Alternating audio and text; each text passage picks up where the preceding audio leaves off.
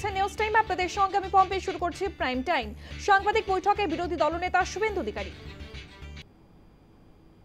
খাবেন তলারও পুড়াবেন নাকি? আপনি পুলিশ মন্ত্রী, আপনাকে তো বলবে আপনি নিরাপত্তা দিতে ব্যর্থ। আপনি 2024 সালে ডিসেম্বর মাসে লালবাগে গেছিলেন, মুর্শিদাবাদে। কি বলে এসেছিলেন? বেললাগার কার্তিক পুজোর ঘটনার পরে মাননীয় ইমাম সাহেবদেরকে সামনে রেখে কি বলে এসেছিলেন? মালদা মুর্শিদাবাদে আপনারা মেজরিটি, হিন্দুরা মাইনরিটি। আমি দেখভালের দায়িত্ব আপনাদের দিয়ে গেলাম। আপনি দেখভালের দায়িত্ব দিয়েছেন, তাই মোথাবাড়ি হয়েছে, তাই ধুলিয়ান হয়েছে, তাই শামশেরগঞ্জ হয়েছে, তাই সুতি হয়েছে, তাই 900 দোকান বাড়ি লুট আগুন হয়েছে, তাই হরগোবিন্দ দাস, চন্দন দাস খুন হয়েছে, তাই দেশের মধ্যে ধুলিয়ান শামশেরগঞ্জের হিন্দুরা এক কাপড়ে পলায়ন করে বৈষ্ণবনগরের স্কুলে গিয়ে তারা একসঙ্গে গবাদি পশুর সঙ্গে রাত্রি যাপন করতে বাধ্য হয়েছে। এই দায়িত্ব আপনি দিয়ে এসেছিলেন। আপনি বলেছেন তোমরা দাঙ্গা করবে আর আমাকে গালি শুনতে হবে। শুনতে তো হবে, কারণ ডিসেম্বর 24 তো আপনি ওদেরই দায়িত্ব দিয়েছেন, রক্ষা করার দায়িত্ব দিয়েছেন। তো আপনি তো পুলিশের উপর ভরসা করেননি, আপনি দাঙ্গা যারা করেছে তাদের উপরে ভরসা করেছিলেন। অতএব এই মুখ্যমন্ত্রী এই ঘটনার জন্য সম্পূর্ণরূপে দায়ী। তার উস্কানিতে, ইন্ধনে, তার পুলিশের নিষ্ক্রিয়তায় মোথাবাড়ি থেকে ধুলিয়ান শামশেরগঞ্জ আজকে কার্যত এই গরিব হিন্দু পরিবারগুলো সর্বশান্ত হয়েছে। এদের এই 5,000 10,000 টাকা, 2-4টা কাপড়, 4-5টা বাসন কোসন দিয়ে এদের কোনো ক্ষতি পূরণ করা যাবে না। আমি ধন্যবাদ জানাবো হরগোবিন্দ দাস, চন্দন দাসের পরিবারকে। তারা আজকে কলকাতা হাইকোর্টে পুলিশের উপরে অনাস্থা জানিয়ে এবং 2 সপ্তাহের বেশি 3 সপ্তাহ তারা পুলিশের আচরণ দেখার পরে এই হত্যাকাণ্ডের মামলা সিবিআই কে ট্রান্সফার করার জন্য বিচারপতির কাছে আবেদন করেছেন। তাদের লয়ারের মাধ্যমে বিচারপতি মহোদয় লিভ গ্র্যান্ট করেছেন। আগামীকাল সম্ভবত শুনানি হবে। এবং সাথে সাথে তারা একটি গেস্ট হাউসে ছিলেন। সেখানে যে কায়দায় পুলিশের অত্যাচার গতকাল হয়েছে এবং যে কায়দায় পুলিশ কাল প্রতিরোধ এবং প্রতিবোধের সামনে প্রথমবার পড়েছে, সেটা আপনি দেখেছেন। আবার নাটক করেছেন। হরগোবিন্দ দাসের ছোট ছেলেকে তুলে নিয়ে গিয়ে সকালবেলা স্টেটমেন্ট করিয়ে এফআইআর করেছেন। আমি এখান থেকে যাচ্ছি সল্টলেকে। আমি বিরোধী দলনেতা, আমি বাধ্য হয়েছি কালকে তাদেরকে আমার যে রেন্টাল হাউস আছে, রেন্টাল যে ছোট একটা জায়গা আছে থাকার, সেখানে আমি ওই পরিবারকে শেল্টার দিয়েছি অন হিউম্যানিটেরিয়ান গ্রাউন্ড এবং as a responsible leader of opposition West Bengal. আমার এটা দায়িত্বের মধ্যে পড়ে, আমার অ্যাকাউন্টেবিলিটি আছে। সেই জন্য আমি তাদেরকে সেখানে শেল্টার দিয়েছি। সেখানে হরগোবিন্দ দাস, চন্দন দাসের যে ছেলে, তিনি একটু পরে আপনাদের সামনে বলবেন কিভাবে পুলিশ তাকে কালকে বিকাল থেকে থানায় বসিয়ে রেখে এই মিথ্যা, এই যা লিখিয়েছেন এবং স্টেটমেন্ট করিয়েছেন। একটু পরেই বলবেন, আমি উপস্থিত থাকবো, উনি বলবেন, যা খুশি আপনারা প্রশ্ন করবেন ওনাকে। উনিও মমতা পুলিশের এগেনস্টে মেলে এফআইআর করছেন এবং আমি ওনাকে পরামর্শ দেব, উনিও ওনার মা এবং বৌদির মতো কলকাতা হাইকোর্টের পুলিশের ওভার অ্যাকশনের বিরুদ্ধে মামলা করুন।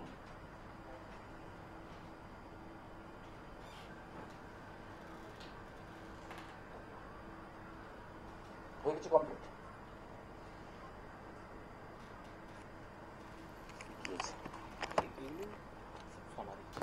সেটা মিডিয়াতে দিই।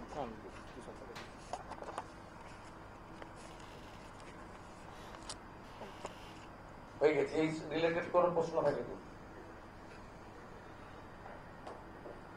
মুখ্যমন্ত্রীর সফর নিয়ে যেটা বললেন আপনি, যে পুলিশের এইখানে ওভার অ্যাক্টিভিজম আর ওইখানে ডেপ্লয়মেন্ট, এইটার যদি একটু আপনি বলেন যে পুলিশের ভূমিকাটা তাহলে কোথায় থাকবে? পুলিশের নামই তো লোক মমতা পুলিশ দিয়ে দিয়েছে, এবং এর জন্য তো কনস্টেবল, এসআই, এএসআই এরা দায়ী নয়, আইপিএসরা দায়ী। মুখ্যমন্ত্রী আইপিএসদের পুরস্কারও দিচ্ছেন। ভিআরএস নিয়ে পশ্চিমবঙ্গ পুলিশের যিনি ডিজি ইনচার্জ, তার বাড়ির লোককে ইনফরমেশন কমিশনার করলেন। তো রেসিপ্রোকাল ইভেন্টে এত বড় রাজ্যে পার্মানেন্ট ডিজি নেই, প্রিন্সিপাল সেক্রেটারি আইটি তিনি অ্যাডিশনাল চার্জে আছেন ডিজি। বুঝতেই পারছেন, মহানির্দেশক যদি ম্যানেজ হয়ে থাকে, তার নির্দেশ পালন করার দায়িত্ব নিজ পর্যন্ত, আপনার ইচ্ছা থাকুক আর না থাকুক। মনোজ বার্মার মতো যদি একটা টেন্টেড গুন্ডাকে কলকাতা পুলিশের নগরপাল করা হয়, যে একটা শিখ ছেলেকে এখনো পর্যন্ত বেল দেয়নি, বারবার হাইকোর্ট লোয়ার কোর্টে অপোজ করছে, আপনি ভাবতে পারেন? শিখ সমাজকে বলবো, জেলে তার ব্যবহৃত পবিত্র যে পাগড়ি, সেটা এতদিন ধরে ব্যবহার করছে বলে চেঞ্জ করতে চেয়েছিল তার স্ত্রী, সেটা চেঞ্জ করতে দিচ্ছে না প্রেসিডেন্সি জেল। কোন রাজ্যে আপনি আছেন বলুন? কারণ উনি করেছিলেন। মুখ্যমন্ত্রী বলছেন যে পরিবারের সদস্যদের লুকিয়ে নিয়ে যাওয়া হয়েছে। পরিবারের সদস্যরা কালকে বলেছে, আজকে কলকাতা হাইকোর্টে গিয়ে কেস ফাইল করলো। তারা নিজেরাই একটা গেস্ট হাউস ব্যবস্থা করে থেকেছিল। তারা তো মুখ্যমন্ত্রীর সঙ্গে টাকা নেবেন না। তাদের তো প্রথম কথা, তারা বারবার বলেছেন, আমি যেদিন যাই তার আগের দিন এডিএম গেছিল, সেটা 3 বার রিফিউজ করেছে, ও তারা মুখ্যমন্ত্রীকে দায়ী করেছেন যে আমরা হিন্দু বলে খুন করা হয়েছে, আমরা এর বিচার চাই। তারা যদি কম্পেনসেশন নিতে হয়, তারা বলেছেন কলকাতা হাইকোর্টের হস্তক্ষেপে যে কমিটি হয়েছে তাদের ঘোষিত কম্পেনসেশন নেবেন, এবং তার থেকেও বড় কথা, তারা কম্পেনসেশনের জন্য কোনোভাবে তারা তাড়াহুড়া করতে রাজি নন, তারা বিচার চান। সেই জন্য তারা 12 তারিখে হওয়া এফআইআর, আজকে 5 তারিখ, কার্যত ওদিকে আপনার 18 দিন, এদিকে 4-5 দিন, আপনি 22-23 দিন পরে তারা সিবিআই চাইলেন। তারা যদি প্রথম দিন থেকেই তাদের মাথায় কনসেপ্ট তৈরি হতো, আমরা জানি এখানে পুলিশ কিছু করে না, প্রথম দিন থেকেই আপনার সবাই বলে যে আমরা ইন্ডিপেন্ডেন্ট এজেন্সি চাই, নয় জুডিশিয়াল এজেন্সি, নয় এনআইএ, নয় সিবিআই, সবাই চায়। পুলিশের উপর কোনো কনফিডেন্স নেই, শয়ে মামলায় হ্যান্ডওভার করেছে। এই পরিবার 22-23 দিন ধরে মমতা পুলিশকে অবজার্ভ করেছে। যখন ডেকেছে তারা প্রাইম উইটনেস করার পরে তারা মোহভঙ্গ হয়েছে। তারা কলকাতা হাইকোর্টে আসার জন্যই শনিবার এখানে এসেছিলেন।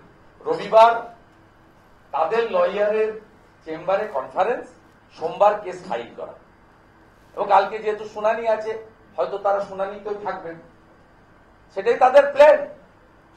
এবং মুখ্যমন্ত্রী যে পুলিশের কথা শুনে মিথ্যাচার করেছেন, তার উত্তর তারা দিয়ে দিয়েছেন। তারা কালকে in presence of police, in presence of media দিয়ে দিয়েছেন।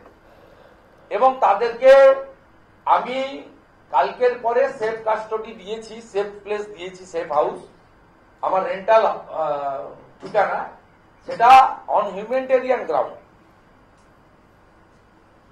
এবারে তার ছেলেকে দিয়ে জোর করে স্টেটমেন্ট করিয়েছেন। তার ছেলেও পুলিশ ছাড়ার পরে কলকাতা চলে এসেছে, এবং তিনিও একটু পরে কমপ্লেন করতে চান, আমি ওভার কনজেটিভি জেনেছি। মুখ্যমন্ত্রী একটা মিথ্যাবাদী, 420 ফেরেপাজ, তার মিথ্যাচারের পর্দা এই পরিবারগুলো ফাঁস করছে। আমাদের কিছু করতে হচ্ছে না, আমাদের তো ঘোষিত অবস্থান। এ একটা সত্যি কথা বলে না, সারাক্ষণ মিথ্যা কথা বলে। তো ঘোষিত অবস্থান এবং আমাদের সঙ্গে বহু মানুষ একমত বলেই আমরা 2,33,27,000 বিরাট ভোট পেয়েছি। মুখ্যমন্ত্রী মমতা বন্দ্যোপাধ্যায় বলছেন বিএসএফ গুলি না চালালে পরের দিন অশান্তি হতো না এবং পাশাপাশি বলছে রাতে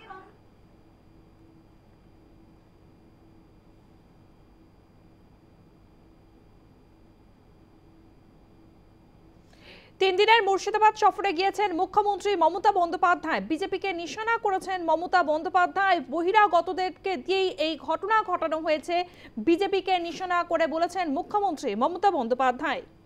অশান্তি নিয়ে বিজেপিকে নিশানা, বহিরাগতদের দিয়ে অশান্তির অভিযোগ। মঙ্গলবার জাফরাবাদে যাবেন মুখ্যমন্ত্রী।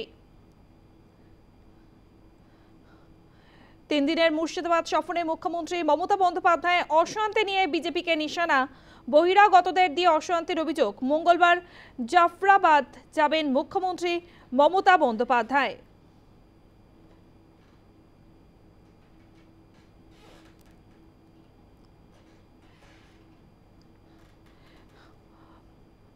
মঙ্গলবার জাফরাবাদে যাবেন মুখ্যমন্ত্রী মমতা বন্দ্যোপাধ্যায়।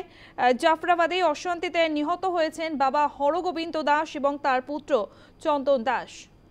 অশান্তি নিয়ে বিজেপিকে নিশানা করেছেন মুখ্যমন্ত্রী। কি বলেছেন মুখ্যমন্ত্রী মমতা বন্দ্যোপাধ্যায় শোনাবো। তিনটে লোক আছে যারা এই গন্ডগোল পাকাচ্ছে, তারা নাকি বিরাট বিরাট ধর্ম নেতা, মানে ধর্মের নামে বিধর্মী নেতা।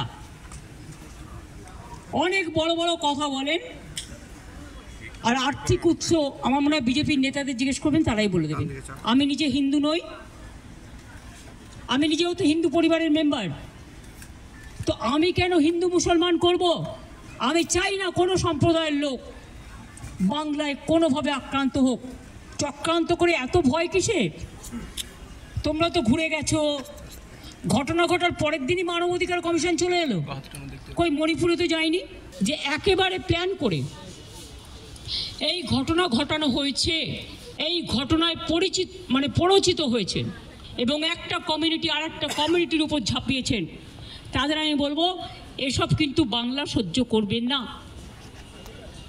আমি কারো বিরুদ্ধে নই, কিন্তু আমি দাঙ্গার বিরুদ্ধে।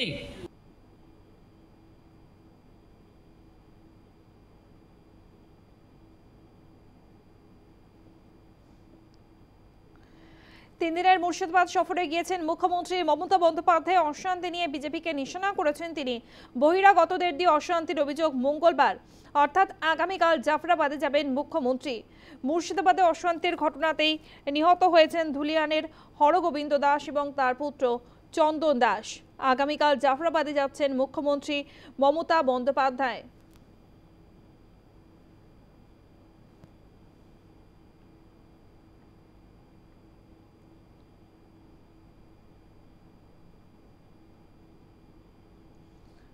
একটি পরিবারকে ওরা তুলে এনেছে, তাতে কোনো অসুবিধা নেই। ওদের নিয়ে রাজনীতি করা হচ্ছে। বাকিদের সঙ্গে কাল দেখা করব, কাল ধুলিয়ানে ক্ষতিগ্রস্তদের সাহায্য করব, ঘর ছাড়ারা এলে কথা বলবো।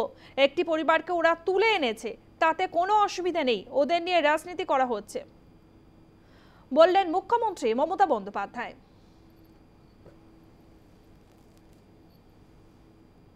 শকুনি মামা দয়া করে হবেন না। লাল শাক আর লাউ শাক এক নয়, পরিষ্কার বলছি। আমি নয়, দুটো পরিবারের সাথে দেখা করে 10 লক্ষ টাকা করে আমাদের কমিটমেন্ট ছিল, হাতে তুলে দিয়ে আসতাম। তো আপনারা লুকিয়ে নিয়ে গেলেন কেন? এটা কিডন্যাপিং করে নিয়ে যাওয়া নয়, কাউকে নিয়ে যাওয়া। তাদের দিয়ে কালকে আমাকে খুব গালাগালি দিয়েছেন। দিনরা আমায় গালাগালি দিলে আমার গায়ে ফোসকা পড়বে না, বাট যারা দাঙ্গা করেছেন তারা বুঝে রাখুন, আপনারা করছেন দাঙ্গা আর গালাগালি খাচ্ছি আমি। কেন?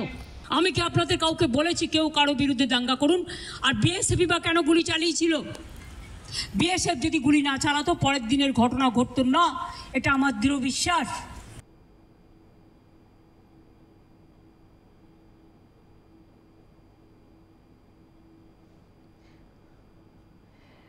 আপনারা শুনলেন মুখ্যমন্ত্রী মমতা বন্দ্যোপাধ্যায় বললেন, বিএসএফকে নিশানা করলেন। বিএসএফ যদি গুলি না চালাতো তাহলে এই ধরনের ঘটনা ঘটতো না।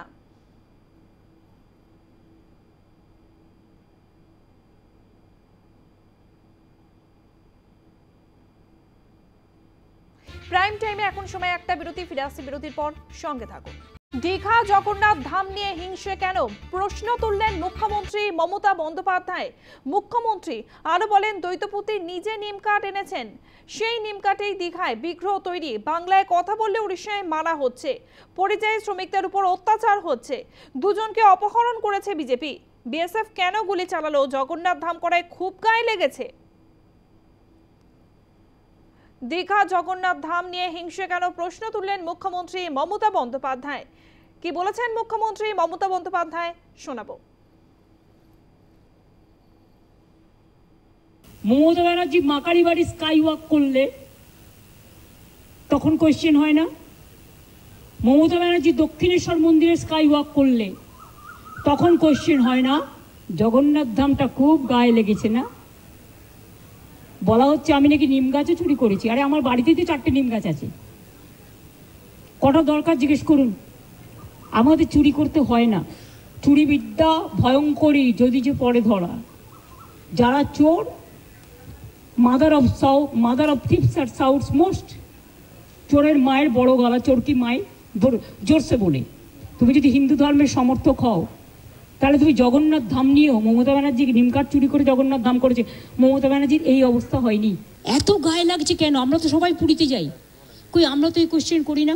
আমি তো পুরীতে গেলে RSS বিক্ষোভ দেখাই, আর জগন্নাথ ধাম নিয়ে এত হিংসা?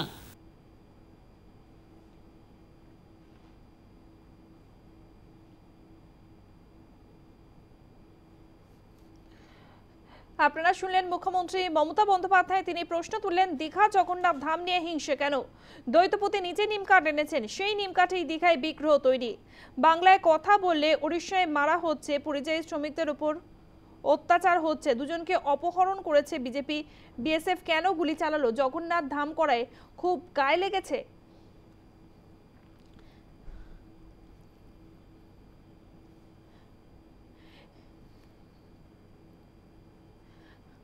দ্বৈতপতি নিজে নিমকাঠ এনে দীঘায় বিগ্রহ তৈরি করেছেন, আর তা নিয়েই শুরু হয় বিতর্ক।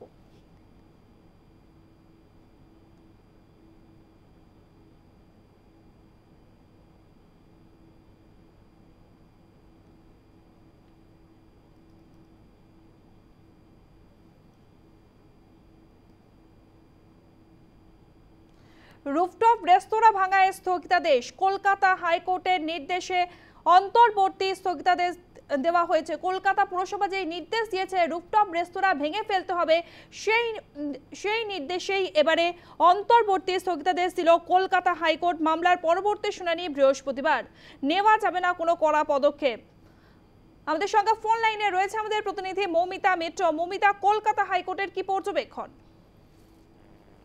দেখো, একেবারেই কলকাতার যে সমস্ত রুফটপ গুলো রয়েছে সেগুলো ভাঙার একটা নির্দেশিকা জারি করা হয়েছিল কলকাতা পুরসভার তরফ থেকে, এবং মুখ্যমন্ত্রী মমতা বন্দ্যোপাধ্যায় বড়বাজারের ঘটনাস্থল পরিদর্শনের দিনই তিনি জানিয়েছিলেন যে কোনো ইললিগাল যে কনস্ট্রাকশন হচ্ছে সেগুলোকে একেবারেই বরদাস্ত করা হবে না, বা রুফটপকে আলাদাভাবে বিক্রি করা যায় কিনা সেটা নিয়েও তিনি প্রশ্ন তুলেছিলেন।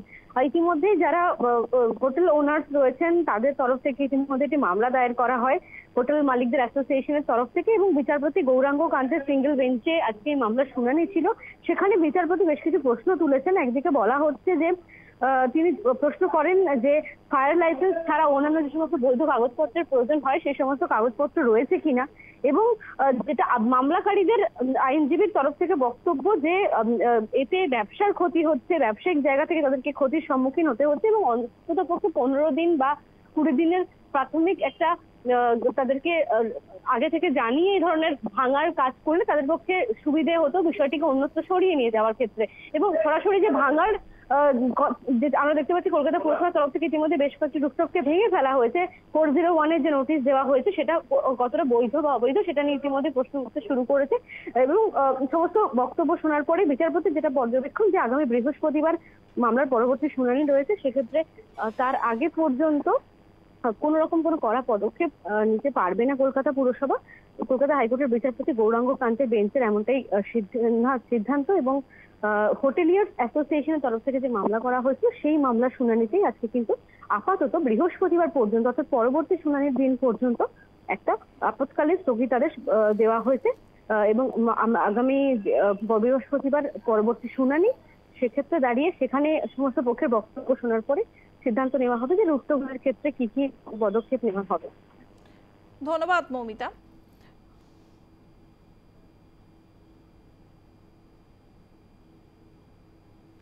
কি বলছেন আইনজীবী, শুনবো। আজকে থেকে যদি সরকার ডিসাইড করে যে না রুফটপ রেস্টুরেন্ট চলবে না, এটা ম্যাটার অফ পলিসি, হয়তো সেটা করতে পারে। আদালতে যা চ্যালেঞ্জ হওয়ার হবে সেটা কতটা সাস্টেনেবল হবে সেটা ভবিষ্যতের ব্যাপার। কিন্তু আমাদের মেন গ্রিভান্স আজকে হচ্ছে রাতারাতি এরকমভাবে এসে আমাদেরকে, আমার ক্লায়েন্টের রেস্টুরেন্টেই কেন এরকম ডেমোলিশন ওয়ার্ক করা। আইনে এটা করা যায় না বলেই তো আমরা আজকে হাইকোর্টের দ্বারস্থ হয়েছি। আমাদের লিমিটেড চ্যালেঞ্জ হচ্ছে যে আমাদের 401-এর নোটিশ দেওয়া হয়েছিল 1 মে, এবং 401-এর নোটিশ হচ্ছে স্টপ ওয়ার্ক নোটিশ, তাতে ডেমোলিশন করা যায় না, তাও আবার 24 ঘন্টার মধ্যে। সেটাই আমরা আদালতের কাছে তুলে ধরি এবং আদালত কর্পোরেশনকে জিজ্ঞেস করেছে যে কিসের ভিত্তিতে ডেমোলিশনটা হয়েছে, সেটার ফাইল ওনারা প্রডিউস করবেন এবং বৃহস্পতিবারে আবার ম্যাটারটা রাখা হয়েছে। বৃহস্পতিবার অবধি আর কোনো অ্যাকশন যাতে না হয় সেরকম আন্ডারটেকিং ওনাদের কৌশলী দিয়েছে, যদিও ফর্মাল অর্ডার কিছু আদালত আজকে পাস করেনি।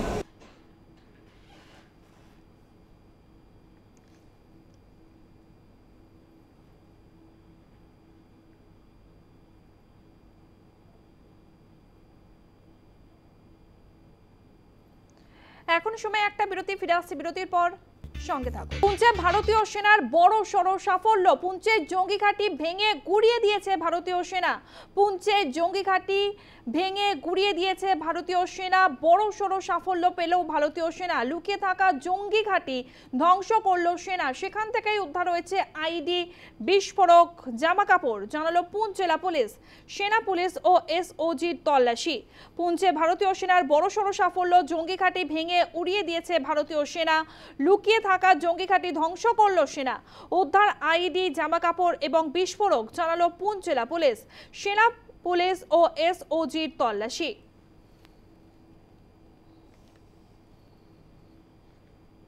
পুঞ্চে ভারতীয় সেনার বড়সড় সাফল্য, চিরুনি তল্লাশি চালিয়ে ফের জঙ্গি ঘাঁটি ওড়ালো ভারতীয় সেনা।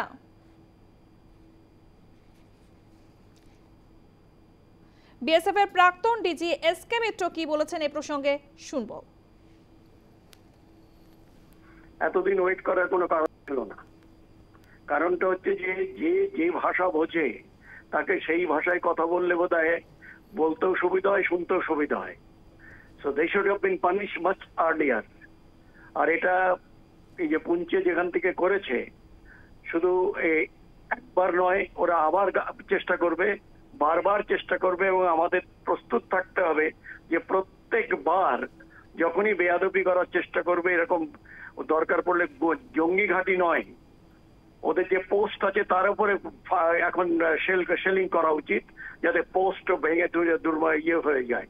কারণ যে জায়গাটায় কথা বলছে ওই জায়গাটা আমার এত পরিচিত যে কার কোনটা অ্যাডভান্টেজ কোনটা ডিসঅ্যাডভান্টেজ সেইটা ভেবে নিয়ে আমাদের উচিত হচ্ছে পানিশ করা ওদের। এখন আর কোনো সহ্য করার কোনো সময়ও নেই, সীমাও নেই আমাদের এখন। যেটা কারণ 5টা আইডিও রিকভার করা হয়েছে ওখান থেকে, যেটা যদি লাগাতে পারত পুঞ্চের ঢুকে, তাহলে চিন্তা করা যায় যে কিরকম ড্যামেজ কিংবা ডিস্ট্রাকশন হতো ওখানে। সেই দিক দিয়ে আমি বলবো যে শুরু হলো, এবং যারা করেছে আমি তাদের অভিনন্দন জানাই, এবং ভবিষ্যতে যেন এর থেকেও বেশি ওদের উপরে পাউন্ডিং করা হয়, যে একের পর এক ওদের যে কোনো লঞ্চিং প্যাড আছে কিংবা জঙ্গি ঘাঁটি আছে কিংবা ওখানকার ওদের নিজস্ব ফরওয়ার্ড ডিফেন্ডেড লোকালিটি আছে, তার উপরে ব্যারাজ ফায়ারিং করুন, যাতে মনে থাকে যে ওরা তখন যাতে হোয়াইট ফ্ল্যাগ তুলে দিয়ে শান্তি চাইতে পারে। আপনাদেরকে আরো একবার জানিয়ে রাখি, পুঞ্চে ভারতীয় সেনার বড় সড় সাফল্য, চিরুনি তল্লাশি চালিয়ে ফের জঙ্গি ঘাঁটি ওড়ালো ভারতীয় সেনা। উদ্ধার হয়েছে 5টি আইডি, বিস্ফোরক, অস্ত্র ও যোগাযোগের ডিভাইসও। সেনা ও পুলিশের যৌথ উদ্যোগেই সাফল্য পেয়েছে সেনা। উদ্ধার আইডি, জামা কাপড়, বিস্ফোরক, জানিয়েছে পুঞ্চ জেলা পুলিশ। সেনা পুলিশ ও এসওজি তল্লাশি চালায়।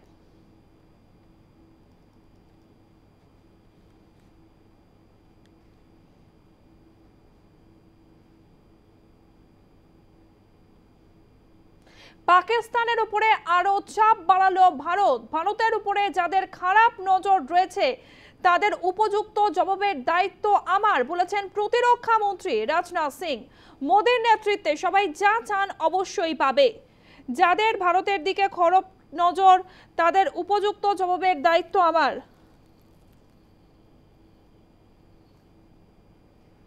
মোদীর নেতৃত্বে সবাই যা চান অবশ্যই হবে আশ্বাস দিয়েছেন প্রতিরক্ষা মন্ত্রী রাজনাথ সিং। পাকিস্তানের উপর আরো চাপ বাড়াচ্ছে ভারত। যাদের ভারতের দিকে খারাপ নজর তাদের উপযুক্ত জবাবের দায়িত্ব আমার। মোদীর নেতৃত্বে সবাই যা চান অবশ্যই হবে আশ্বাস দিয়েছেন প্রতিরক্ষা মন্ত্রী রাজনাথ সিং। কি বলেছেন প্রতিরক্ষা মন্ত্রী রাজনাথ সিং শুনবো।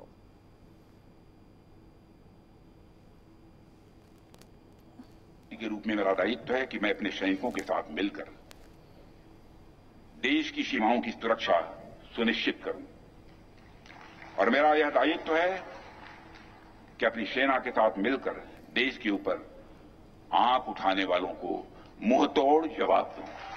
नरेंद्र मोदी जी को अच्छी तरह जानते हैं।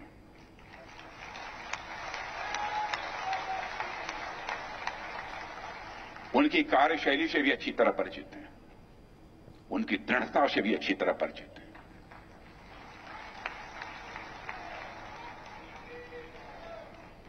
जोखिम उठाने का भाव किस तरीके से उन्होंने सीखा है अपने जिंदगी में, उससे भी आप अच्छी तरह समझते हैं। मैं आपको आश्वस्त करना चाहता हूं कि प्रधानमंत्री मोदी जी के नेतृत्व में जैसा आप चाहते हैं वैसा होकर रहे। जो भारत दुनिया के नजरों में गरीब हुआ करता था, आज 2014 में जो हमारा भारत धन दौलत के मामले में दुनिया के देशों में 11वें स्थान पर खड़ा था, आज वह जंप लेकर 5वें स्थान पर है।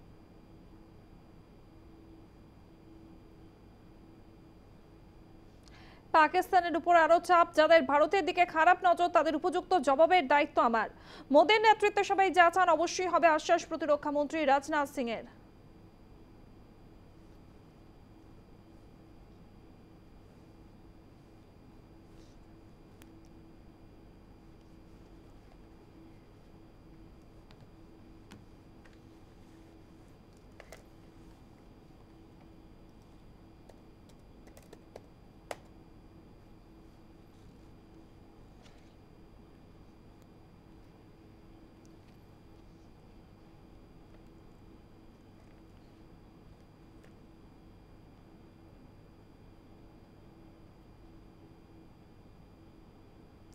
প্রধানমন্ত্রী নরেন্দ্র মোদীর সঙ্গে দেখা করতে গিয়েছেন রাহুল গান্ধী। লোকসভার বিরোধী দলনেতা রাহুল গান্ধী, কংগ্রেস সাংসদ রাহুল গান্ধী তিনি প্রধানমন্ত্রী নরেন্দ্র মোদীর সঙ্গে দেখা করতে গিয়েছেন। লোকসভার বিরোধী দলনেতা তথা কংগ্রেস সাংসদ রাহুল গান্ধী তিনি প্রধানমন্ত্রী নরেন্দ্র মোদীর সঙ্গে দেখা করলেন।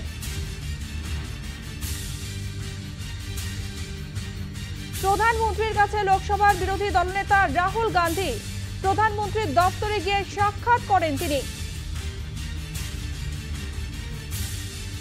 মোদীর সঙ্গে দেখা করলেন রাহুল গান্ধী। প্রধানমন্ত্রী নরেন্দ্র মোদীর সঙ্গে দেখা করলেন রাহুল গান্ধী। প্রধানমন্ত্রীর কাছে লোকসভার বিরোধী দলনেতা প্রধানমন্ত্রীর দপ্তরে গিয়ে সাক্ষাৎ করেন তিনি।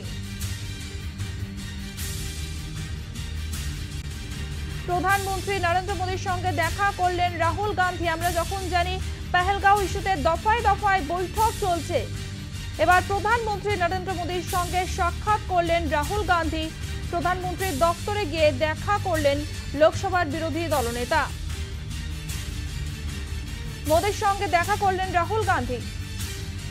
প্রধানমন্ত্রীর কাছে লোকসভার বিরোধী দলনেতা প্রধানমন্ত্রীর দপ্তরে গিয়ে সাক্ষাৎ করেন তিনি।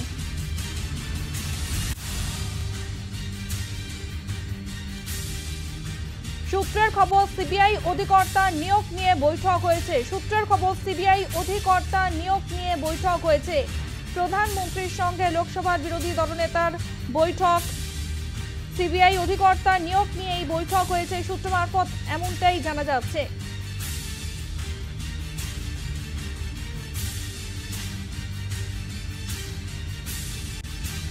সিবিআই অধিকর্তা নিয়োগ নিয়েই বৈঠক হয়েছে প্রধানমন্ত্রী নরেন্দ্র মোদীর সঙ্গে লোকসভার বিরোধী দলনেতা রাহুল গান্ধী, এমনটাই সূত্রের খবর।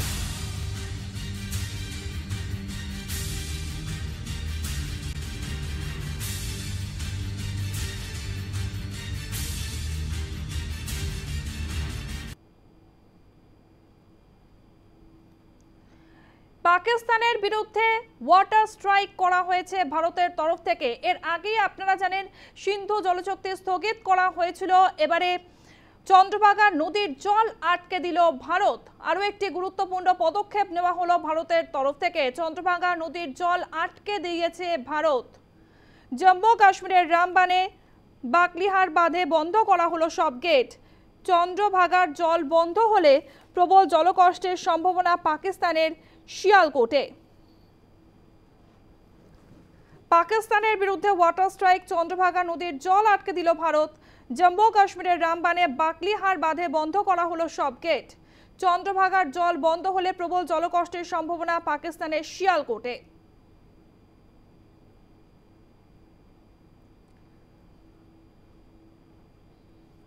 কি বলছেন স্থানীয় বাসিন্দারা, শুনবো।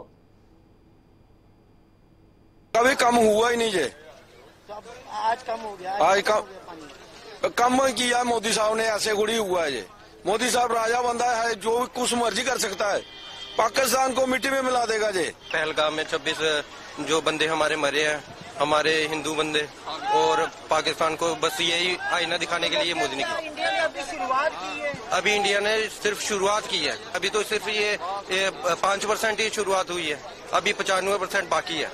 पाकिस्तान में हमारे बंदे मारे, इनसे बदला लेना है, इसलिए पानी बंद किया। बहुत अच्छा किया ये, इनको एक पानी मिलना चाहिए, बेकसूर हमारे लोग मारे इन्होंने। तो ये पहली बार बंद हुआ? हाँ, ये पहली बार। मैंने 2 दिन पहले देखा था पानी फुल आ रहा था, ये आज मैंने देखा कि सुबह पता चला पानी कम हो गया। हमने तो ऐसे यही सुना था कि दरिया का गहराई बहुत है, कोई नाप नहीं पाया। बचपन से तो यही सुनते आ रहे थे, बट आज हमने देखा कि लोग पैदल चल रहे हैं कि पानी जब सूखा। अब मैं तो कहता हूँ हमने अपने जीवन काल में ऐसी चीजें देख ली हैं जो सुनी भी नहीं थी। कोविड देखा, ये दरिया जो सोच भी नहीं सकते थे वो सूख गया। পাকিস্তানের বিরুদ্ধে ওয়াটার স্ট্রাইক, চন্দ্রভাগা নদীর জল আটকে দিল ভারত। জম্মু কাশ্মীরের রামবানে বাকলিহার বাঁধে বন্ধ করা হলো সব গেট। চন্দ্রভাগার জল বন্ধ হলে প্রবল জলকষ্টের সম্ভাবনা পাকিস্তানের শিয়ালকোটে। আপনারা দেখতে পাচ্ছেন যেখানে জল আটকে দেওয়া হয়েছে, যেহেতু বন্ধ করে দেওয়া হয়েছে, তাই সেই নদীর জল অনেকটাই শুকিয়ে গিয়েছে। স্থানীয় বাসিন্দারা সেই শুকনো নদীতেই হেঁটে চলে বেড়াচ্ছেন এবং জম্মু কাশ্মীরের রামবানে বাকলিহার বাঁধেই বন্ধ করা হয়েছে সব গেট। চন্দ্রভাগার জল বন্ধ হলে প্রবল জলকষ্টের সম্ভাবনা পাকিস্তানের শিয়ালকোটে। পাকিস্তানের বিরুদ্ধে ওয়াটার স্ট্রাইক, এর আগেও সিন্ধু জলচুক্তি স্থগিত করে দেওয়া হয়েছে, যেখানে পাকিস্তানের 80 থেকে 90% কৃষিকাজ নির্ভর করে সিন্ধুর জলের উপরে। এবার চন্দ্রভাগা নদীর জল আটকে দিল ভারত, আরও বিপাকে পড়ল পাকিস্তান।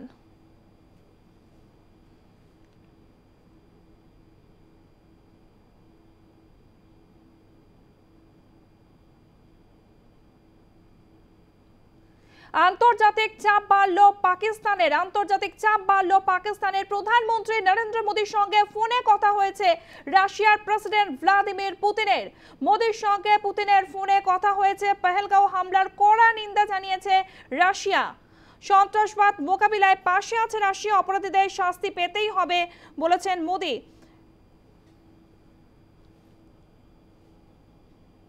আমাদের সঙ্গে ফোন লাইনে রয়েছে আমাদের প্রতিনিধি চিন্ময় ভট্টাচার্য। চিন্ময়দা, মোদীর সঙ্গে ফোনে কথা হয়েছে পুতিনের, পহেলগাঁও হামলার কড়া নিন্দা করেছে রাশিয়ার পাশে থাকা কতটা গুরুত্বপূর্ণ? দেখো, এই ঘটনার বা পাকিস্তানের যে ধারাবাহিকভাবে যে আচরণ বা পাকিস্তান যেভাবে একের পর এক আন্তর্জাতিক নিয়ম লঙ্ঘন করছে, তাতে নিন্দা জানাচ্ছে সমস্ত আন্তর্জাতিক মহলের আগে থেকেও, এবং বরাবরই বলা হচ্ছে তারা ভারতের পাশে রয়েছেন। এবং এক্ষেত্রে যখন পহেলগাঁও এরকম ভাবে 26 জন পর্যটককে এইভাবে মৃত্যুর মুখে পড়তে হলো, হামলাকারীদের জন্য বেছে বেছে পর্যটকদের মারা হলো, সেই সময়ে আন্তর্জাতিক মহল কয়েকটি দেশ বাদ দিয়ে কিন্তু গোটা বিশ্ব ভারতের পাশে এসে দাঁড়িয়েছে। এর আগে ট্রাম্পের সাথে কথা হয়েছে, ট্রাম্প সরাসরি নিন্দা করেছেন পাকিস্তানের এই ঘটনায়। পাকিস্তান যেভাবে প্ররোচনা দিয়েছে এই পহেলগাঁওর ঘটনায় তার নিন্দা করেছেন। এবার পুতিন, রাশিয়ার প্রেসিডেন্ট, তিনিও পাশে এসে দাঁড়ালেন। এইটা নিঃসন্দেহে ভারতের শক্তি বাড়ালো, ভারতের মনোবল আরো বাড়ালো, এবং পাকিস্তান যে গোটা বিশ্ব জুড়ে ক্রমশ একঘরে হচ্ছে, এইভাবে সন্ত্রাসবাদের প্রশ্রয় দেওয়াটা যে গোটা বিশ্ব অনুমোদন করছে না, তা কিন্তু আরো একবার সামনে এলো। একদিকে যেমন ভারতের মনোবল বাড়লো, ভারত যে ঠিক পথে আছে, ভারত যে এইভাবে সন্ত্রাসবাদের নিন্দা করছে, সন্ত্রাসবাদের জবাব দেওয়ার চেষ্টা করছে, সেটা যে ঠিক পথেই হচ্ছে সেটা একদিকে যেমন সমর্থন মিলল পুতিনের কাছ থেকে, অন্যদিকে পাকিস্তানের কিন্তু আরো কোণঠাসা হলো, আরো নিন্দা গোটা আন্তর্জাতিক মহলের কাছে। কাজেই এই আজকের যে কথাবার্তা দুই নেতার মধ্যে, সেটা অত্যন্ত গুরুত্বপূর্ণ আন্তর্জাতিক পরিপ্রেক্ষিতে। পম্পি। ধন্যবাদ চিন্ময় দা। আমাদের সঙ্গে ফোন লাইনে ছিল প্রতিনিধি চিন্ময় ভট্টাচার্য।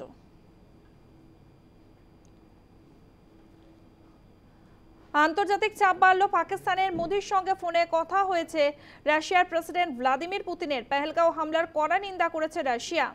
সন্ত্রাসবাদ মোকাবিলায় পাশে আছে রাশিয়া, অপরাধীদের শাস্তি পেতেই হবে জানিয়েছেন পুতিন।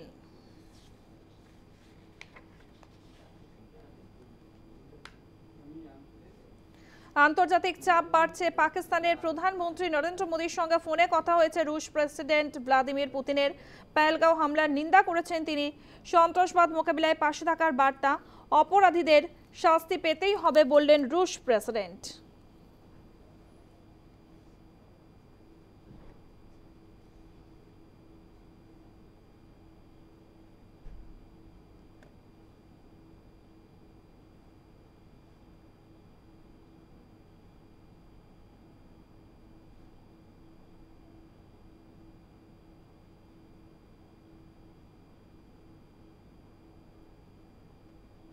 সুপ্রিম কোর্টে পিছিয়ে গেল ওয়াক অফ মামলার শুনানি। এই মুহূর্তের গুরুত্বপূর্ণ খবর আপনাদেরকে দিচ্ছি। সুপ্রিম কোর্টে পিছিয়ে গিয়েছে ওয়াক অফ মামলার শুনানি। মামলা ছেড়েছেন প্রধান বিচারপতি। সুপ্রিম কোর্টে পিছিয়ে গিয়েছে ওয়াক অফ মামলার শুনানি। মামলা ছাড়লেন প্রধান বিচারপতি। সুপ্রিম কোর্টের প্রধান বিচারপতি সঞ্জীব খান্না। মামলা শুনবেন পরবর্তী প্রধান বিচারপতি বি.আর. গাভাই। সুপ্রিম কোর্টে পিছল ওয়াক অফ শুনানি। মামলা ছাড়লেন প্রধান বিচারপতি। সুপ্রিম কোর্টের প্রধান বিচারপতি সঞ্জীব খান্না। মামলা শুনবেন পরবর্তী প্রধান বিচারপতি বি.আর. গাভাই। প্রধান বিচারপতি সঞ্জীব খান্নার মেয়াদ শেষ হয়েছে, তারপরেই সুপ্রিম কোর্টের প্রধান বিচারপতি বি.আর. গাভাই নিয়ম মাফিক সুপ্রিম কোর্টে পিছল ওয়াক অফ মামলা শুনানি। মামলা ছেড়েছেন প্রধান বিচারপতি সঞ্জীব খান্না। মামলা শুনবেন সুপ্রিম কোর্টের পরবর্তী প্রধান বিচারপতি B.R.. Gavai.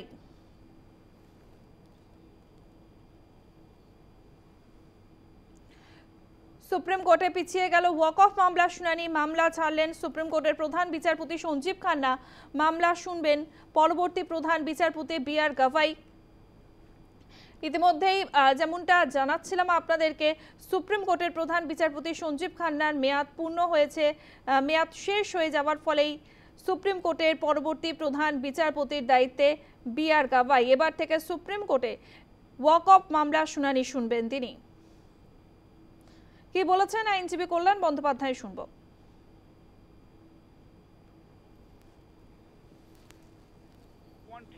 But there was no quality at all. In my dissent note, I have said how there was an infraction of the natural justice in the JPC itself. They didn't give any hearing at all. They did not consider any of our opposition dissent note. All we filed 9 or 10 dissent notes were there, including myself. They have not taken into consideration of that. The JPC hearing was an IWAS only, nothing more than that. It is no qualitative thing is there. This is a predetermined mind was there, it will be done. JPC proceedings, JPC report is the reflection of that predetermination, nothing more than that. Ultimately, two things are being dealt with. One part is this property, land and building. Land and building will not be dealt with by the parliament at all. Parliament has no power to legislate law. It is only the state assembly has the power to legislate law. Number one. Number two, Waqf. Is the Waqf is an institution within the meaning of Article 25 of the Constitution of India? If it is an institution, then it is a religious institution. Then no one can hit the Article 25. It is a religious institution. There are constitutional violations. There are so many.